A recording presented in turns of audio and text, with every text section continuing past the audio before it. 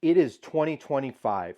The secret about reselling is out. Don't be the guy or gal that watches a guy on YouTube talk about coffee mugs and plush. Then you run out to your local thrift store and you go and you look for the 5 bolos that you just learned by watching a YouTube video. Once you get there, you realize that the 20 other resellers in your area have already picked the shelves dry and there is nothing left for you. You then come home discouraged and complain that the YouTube resellers are giving away all the secrets. Truth is, there are no secrets in reselling anymore. The internet exists and YouTube exists, so you have to learn how to adapt. In this video, I'm going to show you how you can be more prepared than any other reseller in your area when you go and hit the local thrift stores. And if you stick around to the end, I'm actually going to show you how you can find profitable items to resell on YouTube. And no, it's not what you think it is. I'm making this video for the people that go out to thrift stores and yard sales and say that there is nothing good to resell because it's already been picked through. The truth is, you just don't know enough. Let me tell you a story. The other day, I was at the thrift store and I managed to grab a bag of Super Nintendo games. Now, these games were good and I had to pay $40 for a bag of games that would probably sell for about $200 when I part them all out.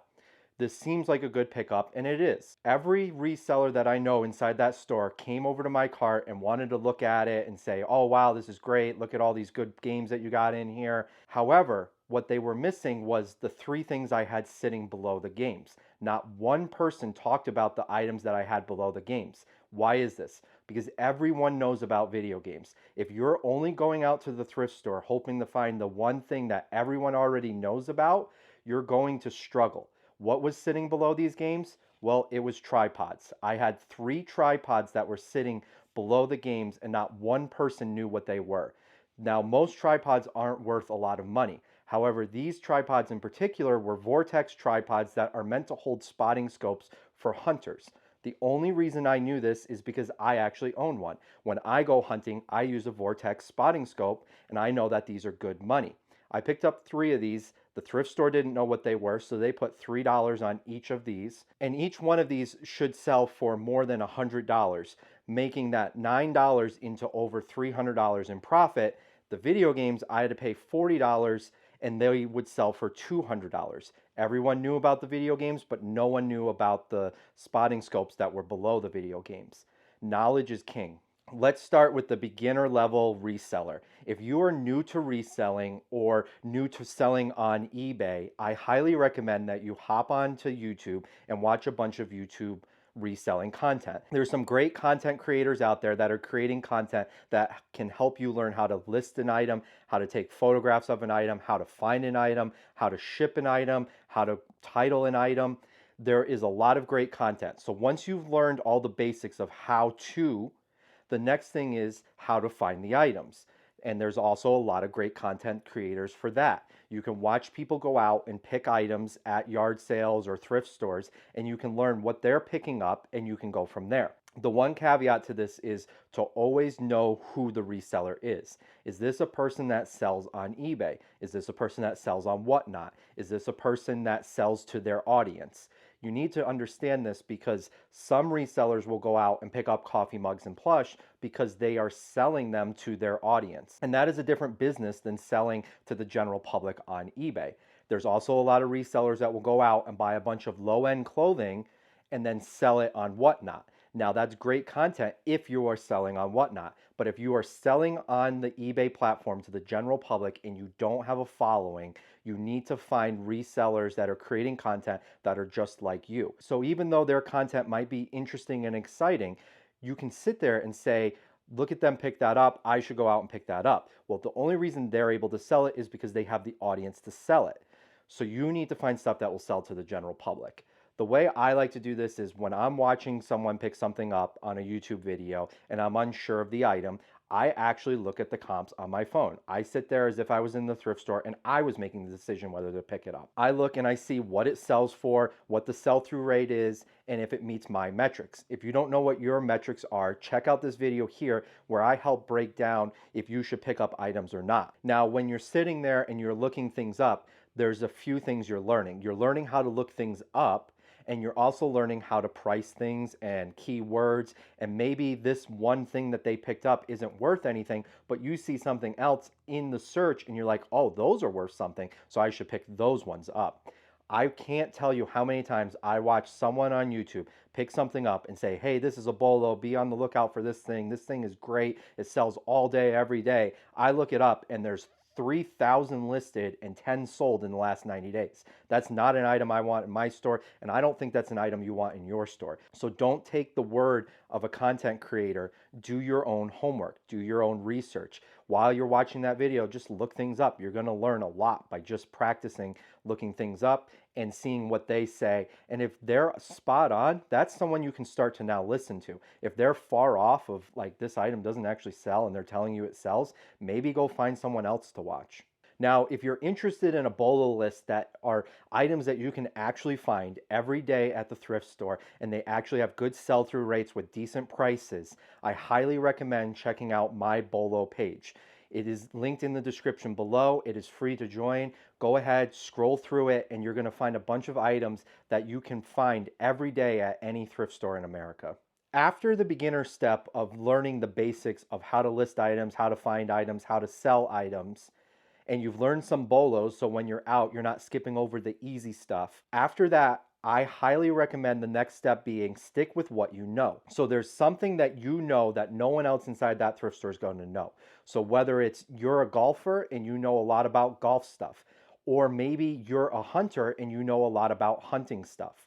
Whatever it is, find that category that you know a lot about and stick with it. That is the category that you're going to find more stuff than the average reseller because you have more of a knowledge base. So start with the easy stuff that you know and work up from there. After you've mastered the basics and you've learned your niche and you've found some items that you already knew about, the next thing to do is to start talking to everyone. I'm talking about friends, family members, and people at the thrift store. Every single person knows a lot about something. And if you can talk to these people and extract that information from them, you now gain more knowledge than anyone else might have. So the way I think of this is if I have an Uncle Bob who is into golf and I know nothing about golf, I'm going to go talk to Uncle Bob. I'm going to say, hey, Bob, can you show me your golf clubs? Can you explain to me what the different lengths are, what the different materials are? Can you show me how to know what a good golf club is versus a bad golf club? Tell me about some of the brands that you like. And you're just going to keep asking and asking and asking. And the best part is people love talking about their passions. So if Uncle Bob is passionate about golf, he's going to be super excited to share everything he knows about golf with you. And then take it a step further and start looking at what Uncle Bob wears. Does he wear special shoes? Does he wear different polos than everyone else wears? What kind of pants does he wear? Every activity that's out there that costs money to do, there is a way to dress for that activity. Whether it's skiing, hunting, golf, or basketball, every activity has a certain dress code or certain items that people like to wear while they're doing that activity. So if you're into clothing, don't rule out Uncle Bob because he's only a golfer. Talk to Uncle Bob about his golf apparel and find out more information about that stuff. The next step is to start talking to your friends. So a perfect example of this is I had a friend who started to get into RC cars. I could care less about RC cars. They don't interest me. But guess what I did? I asked and asked and asked. I asked him so many questions and he loved talking to me about RC cars. I didn't care about the RC cars, but what I cared about was learning about what he's looking for when he's buying RC cars. How much does the remote cost? Do the remotes work with different things? How can you test them? Do they require different batteries? Do people buy the different parts and change them out? When I was talking to him, I want to know as much as I can about RC cars. The only way to do this is to continually ask questions and be genuinely interested. It is interesting to learn about things, but it's even more interesting to learn about things that you can profit from. So just keep digging and keep asking those questions, and eventually you're going to find the answers you need to know. And now that I've talked to him about RC cars, when I see them out at the store, I can look at it and I know some of the brands. Am I an expert in RC cars? No, I'm not an expert, but I know more than most resellers know. Some reseller might pick it up and say, I don't know enough about this, I'm going to leave it there. I'm going to pick it up and I'm going to say, is it this brand? Does it have the remote? Does it have these parts on it? And I'm going to look at it and I'm going to understand more than that guy that might have just passed on it. And then the final step is to talk to your competition, whether you're at a thrift store, a yard sale, a flea market, wherever you are. Once again, there's a lot of people there that know a lot of stuff. Now, I don't recommend just walking up to some stranger that you've never met before and saying, hey, what do you got in your cart? Show me what you got. But if you're going to the same places and seeing the same faces and you're friendly and you're talking to them, they are a wealth of knowledge. At my local thrift store, there's a few guys there that specialize in antiques and collectibles. Now, I don't really sell antiques and collectibles, so they don't see me as competition, but they love talking to me about what they find and how much it's worth. Resellers love sharing their finds. I'll actually have them pull out their phone and show me and say, wow, look at this. I found this the other day. And now I'm taking a note of that. Now, I'm not going to fight them because they showed me the item. I'm not going to fight them in that thrift store or at that yard sale for the item that they're specializing in. But I now know that those are valuable items and I can go find those items elsewhere where they are not. So anyone that you run into is an opportunity to learn about something. Everyone has a passion, everyone dresses a certain way, everyone has some kind of activity they like doing. And if you can find out what that is and you can just keep digging and asking more questions, you'll slowly become an expert on a bunch of categories that you knew nothing about. After you've exhausted all your friends, families, and acquaintances for knowledge, the next step is to start just by looking at your surroundings. So when that carpenter shows up at your house to work on the roof, look and see what he's wearing. What kind of work boots does he have? What ladder did he bring out? What tool brand is he using? And just start looking at those things and then looking them up. One of my favorite things to do with my wife is when we're out at an event, whether it be a sporting event, a comedy club, or even at the ski resort, we will look and see what people are wearing. And if we don't recognize the brand, we try to find the brand. We're like, hey, let's search for that brand. It had an owl on it. I wonder what it could be. And if we can't actually figure out what it is, go ask the person. People love talking about the things they have. So if you are out and you see someone wearing a nice pair of shoes and you're like, I wonder what those shoes are, just go up to them and compliment them. Say, hey, I like your shoes. What are those? And they will tell you what the brand is. And now you can go back and do some product research. Also, notice the differences between how people dress in different environments. The easiest way for me to learn about clothing is to figure out who my audience is. So the audience at a sporting event is different than the audience at a comedy club. They dress differently, they're different age groups, and they have different items in different price points. So I know an older crowd might be wearing this piece of clothing, where the younger crowd might be wearing something more baggy and Y2K style. Just start looking at what people are wearing, what the brands are. A lot of times the brands actually has the name on it, so it's easy to find, and start being able to pick it out with your eye while people are wearing it. Then when you're at the thrift store, you're like, oh yeah, there's that brand I saw and I know that's a good brand, and you can pick it up. The other day, I went to my doctor and he was actually wearing a Psycho Bunny shirt. Now, I've been on the lookout for Psycho Bunny for quite some time and I've actually never found it at a thrift store. However, I was super excited to see it in person, and now I have a better understanding of what the material looks like, how it fits people, and exactly what the design looks like because I was able to see it on the doctor. Every single person and each surrounding that you go into is an opportunity to learn. So if you're sitting on the train, commuting to work, start looking at what people are doing, start looking at what headphones they're wearing, what baseball hat they have, what sunglasses they're wearing. The opportunities are endless. You just have to look. If you're enjoying this video, do me a huge favor and hit that like and subscribe button. I have some great content coming out in the near future that you're not going to want to miss. In my opinion, this is the expert level of reseller knowledge.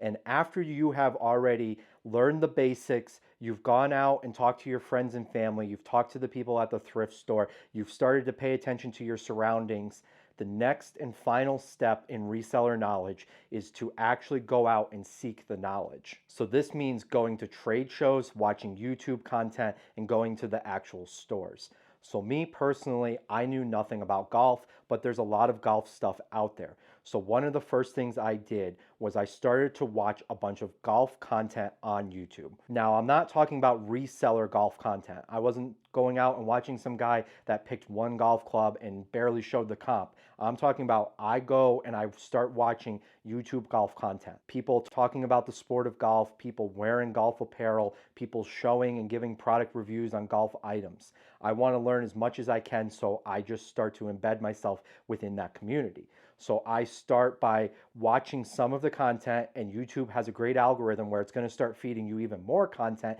and it's going to feed you the most popular content. So now you're getting the best content sent directly to you.